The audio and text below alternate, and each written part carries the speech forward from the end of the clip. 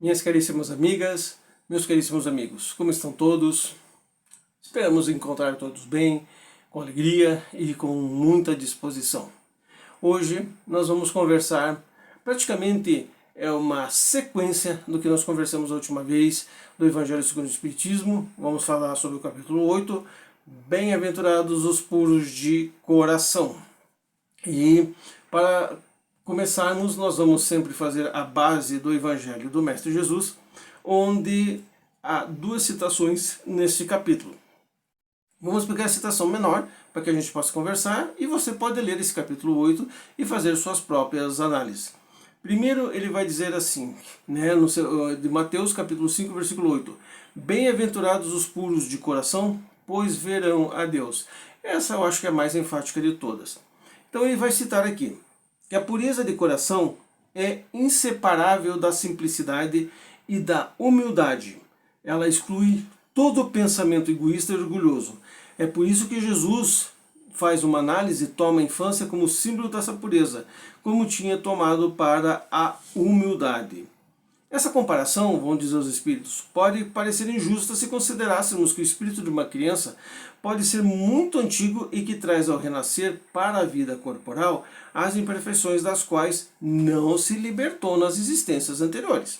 Somente um espírito que tivesse atingido a perfeição poderia nos dar um modelo de verdadeira pureza, mas ela é exata no ponto de vista da vida presente, pois a criança, não podendo manifestar nenhuma tendência perversa, oferece-nos a imagem de uma inocência. Então é muito interessante o Mestre Jesus nos dar essa alegoria de uma criança. Por mais que nós, dentro da doutrina espírita, nós estudamos que ao renascermos, nós já somos espíritos de várias viagens em vários mundos, em outros locais, e que nós estamos neste mundo para mais um processo de aperfeiçoamento.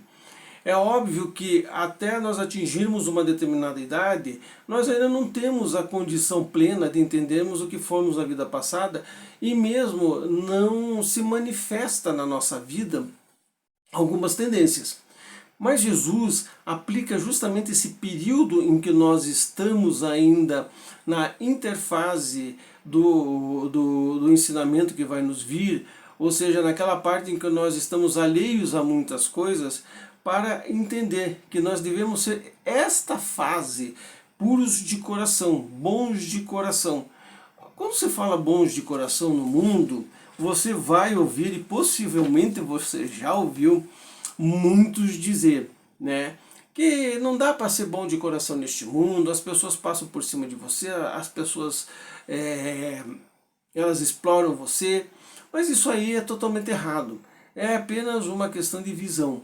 Porque ser puro de coração também é você trabalhar as suas capacidades de inteligência e de percepção para com o que você está lidando ao seu redor.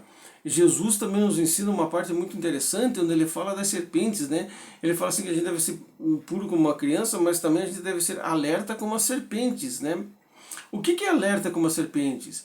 Ser sempre vigiando, sempre olhando, analisando daquilo que você pode fazer para as pessoas de melhor, mas sem também se tomar na conta de ser uma pessoa explorada pelas situações.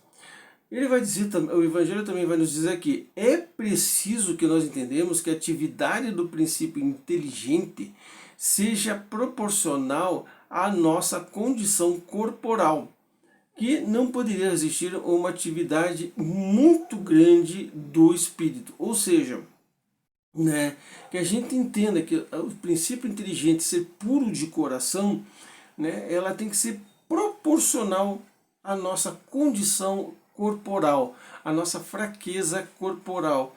O que isso nos coloca? De que nós somos suscetíveis neste mundo a diversos tipos de tentações e de situações.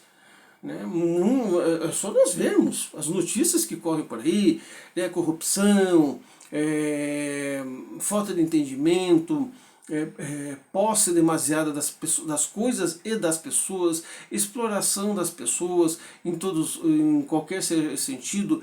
Isso realmente nos atinge por demais o nosso modo de pensar de sermos puros de coração.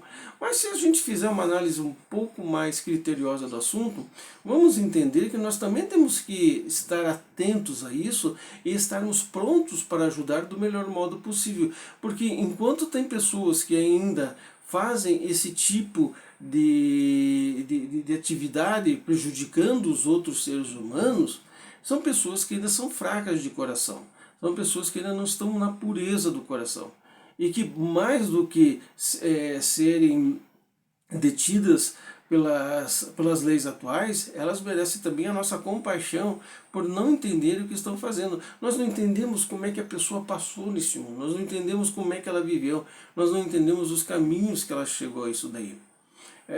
Ser puro de coração me lembra muito uma passagem de Jesus, também em Mateus, em que ele fala sobre os 10 leprosos, que é uma passagem assim, eu acho uma das passagens mais bonitas que tem, em que Jesus andando ali por Cafarnaum, de repente vieram atrás deles a uma determinada distância, quando ele passa ali pelo vale onde os leprosos eram jogados, né, deixados ali, vinham 10 leprosos gritando, Senhor, Senhor, ajuda-nos, ajuda-nos. E Jesus, a uma certa distância, olha para eles e pergunta, mas o que vocês querem? E eles dizem, olha, nós queremos ser curados, né? E Jesus disse, vão na direção da sinagoga e quando chegarem lá, mostrem que as suas feridas sararam. E eles ficaram bem incrédulos, mas eles voltaram, foram andando, e à medida que eles foram andando, eles foram notando que nas suas peles, né, as faixas foram caindo, elas foram melhorando, eles começaram a ficar extremamente contentes, né? Quer dizer, voltou a pureza de coração. Mas somente um teve uma pureza maior de coração. Quando ele viu que ele estava melhorando, quando ele viu que as faixas estavam caindo, que ele estava cada vez melhor, o que ele fez? Ele pegou e correu, né? Voltou para o Mestre Jesus, né? Se jogou aos pés do Mestre Jesus e agradeceu ele. Jesus, na tradicional frase, vá que a sua fé te salvou, né? Quando ele retorna, ele pergunta para os discípulos, mas escute uma coisa, quantos é que vieram pedir aqui a cura? E os discípulos disseram, foram 10. Mas quantos que vieram agradecer? Somente um, Senhor. Então, este que veio agradecer, os outros também ficaram puros de coração, né? E se sentiram bem. Mas esse teve a pureza maior de coração, né? Pelo que Jesus fez por eles. Por isso que nós temos que entender que ser puros de coração, há várias situações, até pelo nosso pensamento sermos puros de coração. O pensamento é uma parte muito julgadora das outras pessoas e isso não faz parte da nossa vida. O pensamento que julga, o pensamento que fala das outras coisas, isso não faz parte da nossa pessoa. Pelo contrário, né, nós temos que entender que se as pessoas têm determinadas situações, passam por determinadas coisas, né, nós não estamos aqui para julgar, nós estamos aqui para tentar compreender do melhor modo possível. É claro que nós não vamos aceitar certas coisas, né? Obviamente que nós não aceitamos que as pessoas tirem a vida das outras pessoas, que as pessoas explorem as outras pessoas, mas sermos puros de coração significa que nós entenderemos que aquela situação daquela pessoa, ela não está entendendo o que ela está fazendo. Pelo contrário, ela além de prejudicar as outras pessoas, ela está muito mais se prejudicando a si próprio. Por isso que nos elementos que nós estamos vendo na nossa vida, né, corrupção, ladroagem, adultérios, os seres humanos se expondo corporalmente de maneira a ganhar dinheiro, isso é falta da pureza de coração que Jesus tanto nos ensinou. E eles não sabem, como o próprio Jesus nos fala durante a crucificação. Senhor, eles não sabem o que estão fazendo.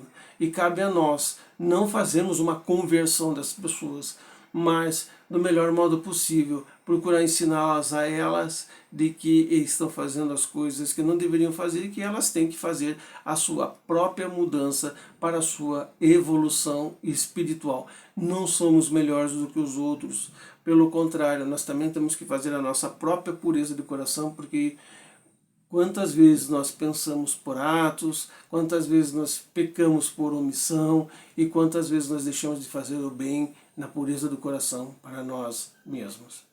Então, meus caros irmãos, terminando a nossa conversa de hoje, eu vou pedir para você que se prepare para o trabalho de passe. Coloque um copo, uma jarra de água bem ao seu lado, sente-se confortavelmente, põe a mão no joelho, feche os seus olhos, imagine a figura do Mestre Jesus ou qualquer outra figura que você ache interessante, né? Aguarde a nossa musiquinha que nós vamos colocar aqui, porque os nossos irmãos estão irradiando à distância energias que vão renovar você, o seu espírito.